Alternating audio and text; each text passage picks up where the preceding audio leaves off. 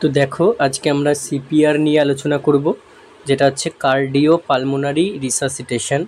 একে অনেক সময় কি বলা হয়, বিএলএস। এখানে দেখতে পাচ্ছ তোমরা বিএলএস, অর্থাৎ বিএলএস এর ফুল ফর্ম তোমরা জানো আশা করি, যে বেসিক লাইফ সাপোর্ট। এর আন্ডারেও কিন্তু ধরা হয়। তো চলো ভিডিওটা স্টার্ট করি। তার আগে বলবো যে চ্যানেলে তোমরা নতুন যারা হয়েছে অবশ্যই চ্যানেলটিকে সাবস্ক্রাইব করে দেবে। এই রকম ইন্টারভিউ রিলেটেড ইম্পর্টেন্ট টপিক এবং নার্সিং রিলেটেড কোনো আপডেট জানার জন্য, এবং পাশে থাকা বেল আইকনটি প্রেস করে দেবে যাতে প্রত্যেকটি ভিডিও নোটিফিকেশন পেয়ে যাও। চলো কার্ডিও পালমোনারি রিসাসিটেশন নিয়ে আলোচনা করা যাক। এটাও কিন্তু একটা ইম্পর্টেন্ট টপিক, ইন্টারভিউর জন্য প্রায় ইন্টারভিউতেই ধরতে দেখা যায়। প্রথমে জানবো আমরা কি ডেফিনিশন, অর্থাৎ সিপিআর বলতে কি বুঝি। আমরা এক কথায় জানি যে বেসিক লাইফ সাপোর্ট, অর্থাৎ কোনো রকম কার্ডিয়াক অ্যারেস্ট বা কোনো অক্সিজেন কমে গেলে দেহ থেকে, বা হচ্ছে সার্কুলেশনটাকে রেস্টোর করার জন্য যে আমরা একটা ইমার্জেন্সি প্রসিডিওর করি, সেটাই হচ্ছে সিপিআর। এবার এখানে বেশ কিছু স্টেপ আছে, সেগুলো আমরা পরপর জানবো।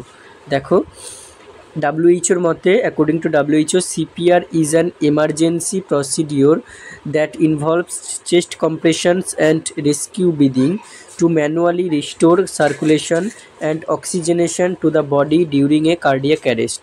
তাহলে কোনো একটা কার্ডিয়াক অ্যারেস্টের সময় অক্সিজেনেশন এবং সার্কুলেশনটাকে রেস্টোর করার জন্য কিভাবে রেস্টোর করা হবে, এটা ম্যানুয়াল ফর্মে। ম্যানুয়ালি রেস্টোর করার জন্য আমরা যে রেস্কিউ ব্রিদিং এবং চেস্ট কম্প্রেশনের মাধ্যমে একটা ইমার্জেন্সি প্রসিডিওর পারফর্ম করি, সেইটাকে কিন্তু বলা হচ্ছে সিপিআর, অর্থাৎ cardio pulmonary resuscitation. Cardio means যেটা heart related, pulmonary means lungs related. তাহলে সার্কুলেশন এবং ব্রিদিং দুটোই হচ্ছে। এরপরে চলে আসছি what are the indications of CPR. কখন বুঝবো আমরা সিপিআর দিতে হবে? কার্ডিয়াক অ্যারেস্ট আসলে, তারপরে ড্রাউনিং কেস থাকলে, জলে ডোবা, অ্যাক্সিডেন্ট কেস থাকলে, শকের মতো কেস থাকলে, সাফোকেশন হলে, অ্যাবসেন্স অফ ব্রিদিং যদি আমরা ভাবি, বা অ্যাবসেন্স অফ পালস, তাহলে এগুলো একটা ইন্ডিকেশন অফ সিপিআর, মানে হচ্ছে কার্ডিও পালমোনারি রিসাসিটেশন দিতে হবে। এবারে দেখো কি না 5 science and symptoms that require immediate CPR. এই 5টা বা 6টা সাইন সিমটম যা যদি দেখো, তবেই সঙ্গে সঙ্গে কী করতে হবে, সিপিআর স্টার্ট করতে হবে। দেখে নিই 5টা কী কী। ফার্স্ট অফ অল হচ্ছে আনরেসপন্সিভনেস যদি থাকে কোনো পারসন। সেকেন্ডলি নো ব্রিদিং, মানে অ্যাপনিক কন্ডিশন যদি থাকে। থার্ডলি নো পালস যদি না পাওয়া যায়। ফোর্থলি কার্ডিয়াক অ্যারেস্ট যদি হয়। অ্যান্ড ফিফথলি আনকনসিয়াস যদি থাকে। এছাড়াও সায়ানোসিস, তার মানে কি, এছাড়াও যদি সায়ানোসিস দেখা যায় তাহলেও কিন্তু সিপিআর স্টার্ট করতে হবে। এবারে সিপিআরের একটা টেকনিক রয়েছে, এখানে দেখো এই টেকনিক ফলো করে হয়। অপশন ডক্টরস ABC, ঠিক আছে। প্রত্যেকটা দেখো, আমি DRS ABC আর লাস্টে ডিটা অ্যাড করবে, ঠিক আছে। তাহলে D for danger, okay. R for response, S for shout for help, A for airway, B for breathing, C for circulation and D for defibrillator। চলো এগুলো নিয়ে আমরা ডিসকাস করে দিচ্ছি যে কিভাবে প্রসিডিওরটা করা হয়।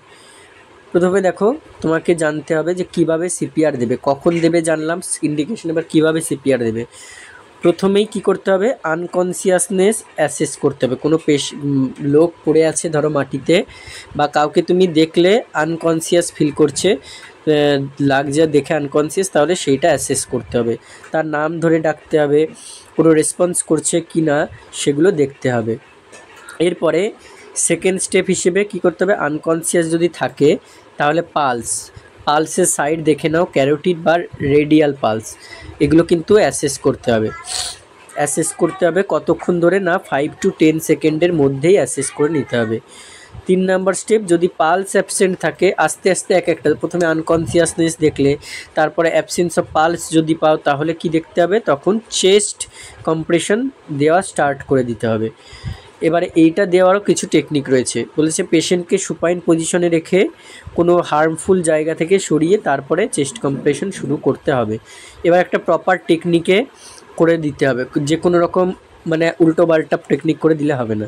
দেখো প্রথমে পালস অ্যাসেসের ক্ষেত্রে যদি অ্যাডাল্ট হয় তাহলে ক্যারোটিড পালস অ্যাসেস করব, যদি চাইল্ড 8 বছরের হয় তাহলে ফিমোরাল পালস, আর যদি ইনফ্যান্ট হয় তাহলে ব্র্যাকিয়াল বা ফিমোরাল পালস অ্যাসেস করতে হবে।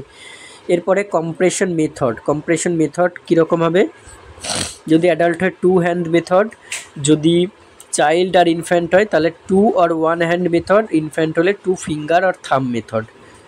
আচ্ছা, এরপরে কম্প্রেশন কতটা দেবে বলছে, কোথা থেকে স্টার্ট করতে হবে, lower half of sternum between nipples and centre of heart.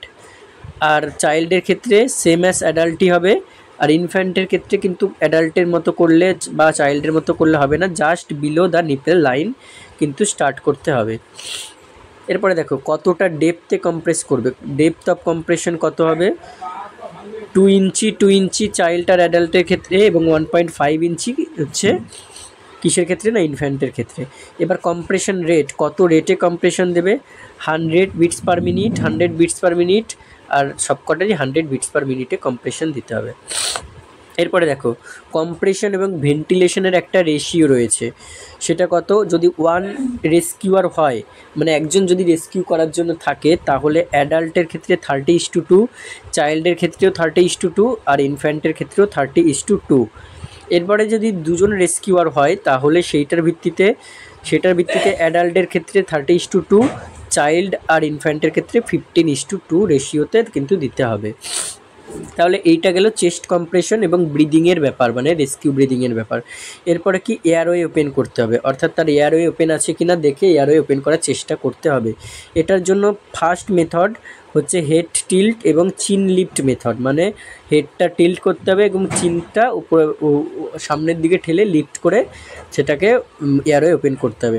বলছে আনকনসিয়াস পেশেন্টের হেড পিছনের দিকে করে চিনকে প্রেশার দিয়ে আগের দিকে নিয়ে এয়ারওয়ে ওপেন করা হয়, মানে এইভাবে এয়ারওয়ে ট্র্যাকটা ওপেন করা হতে পারে। আর একটা আছে জ থ্রাস্ট ম্যানিউভারের ক্ষেত্রে কি আরটিএ, ড্রাউনিং, অ্যাক্সিডেন্ট এই ধরনের কেস থাকলে কী হবে, তাহলে তাদের জ থ্রাস্টের মাধ্যমে এয়ারওয়েকে ওপেন করা হয়। এরপরে কি বলছে, check breath and deliver breath. এরপরে কি, তাহলে রেস্কিউ ব্রিদিং যেটা আমরা পড়েছি সেটা স্টার্ট করতে হবে। তাহলে কি নস্ট্রিল পিঞ্চ করতে হবে প্রথমে, ও মাউথ টু মাউথ ব্রিদিং কিন্তু দিতে হবে, নস্ট্রিল পিঞ্চ করতে হবে আর মাউথ টু মাউথ ব্রিদিং। তাহলে কটা দেখো, প্রতি 2 থেকে 3 সেকেন্ডে একটি ব্রিথ দিতে হবে, ও খেয়াল করতে হবে চেস্ট যেন রেজ হয়। তার মানে কি, চেস্ট রাইজ করার জন্য 2 থেকে 3 সেকেন্ডে একটা ব্রিদিং।